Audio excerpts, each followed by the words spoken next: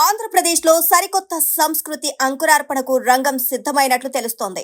MLA అంటే అలా ఉండాలి అనే ట్రెండ్ క్రియేట్ చేయనున్నట్లు సమాచారం. ఇప్పటి వరకు నియోజకవర్గంలో ఒక ఎమ్మెల్యేను ప్రజలు కలవాలి అంటే చాలా కష్టంతో కూడుకున్న పనిగా ఉండేది. విఐపి వాహనంలో వెళ్తుంటే దూరంగా నిలబడి చూడాల్సిందే తప్ప కష్టం చెప్పుకునే అవకాశం చాలా వరకు ఉండేది కాదు.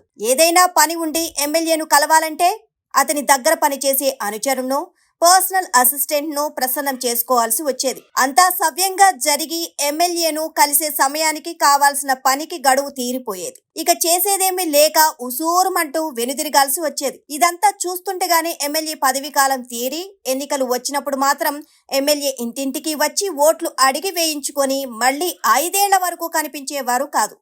కష్టం వచ్చినప్పుడు దేవుడు కరుణిస్తే లాభం, కానీ అవసరానికి పనికిరాని వాళ్ళు ఎంత పెద్ద పదవిలో ఉంటే ఏం లాభం చెప్పండి. అందుకే ఇలాంటి పరిస్థితుల్లో మార్పు రావాలని ప్రజలు కోరుకుంటున్నారు. ప్రజలు కోరుకుంటున్న మార్పుకు అనుగుణంగా ప్రభుత్వం కొత్త కార్యాచరణ చేస్తుందట. ప్రతి ఎమ్మెల్యే తన నియోజకవర్గంలోని ప్రజలకు అందుబాటులో ఉండాలి. వారంలో 2 రోజులు నియోజకవర్గంలోని గ్రామాల్లోనే బస చేయాలి. గ్రామాల్లో బస చేసిన ఎమ్మెల్యే స్థానికులతో కలిసి సహంపక్తి భోజనం చేయాలి. ఇలా చేయడం ద్వారా ప్రజలకు మరింత చేరువగా ఉంటూ అవసరమైన సేవ చేసే అవకాశం లభిస్తుంది. ప్రజల సమస్యలను నేరుగా తెలుసుకొని సాధ్యమైనంత వరకు సమస్యను అక్కడికక్కడే పరిష్కరించే విధంగా ప్రణాళిక సిద్ధం చేస్తున్నారట.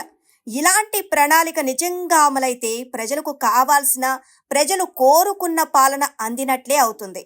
మొత్తానికి ఈ కార్యక్రమం ద్వారా నవశకానికి నాంది పలకడం, స్వర్ణాంధ్ర వైపు అడుగులు వేయడం సంతోషదాయకం.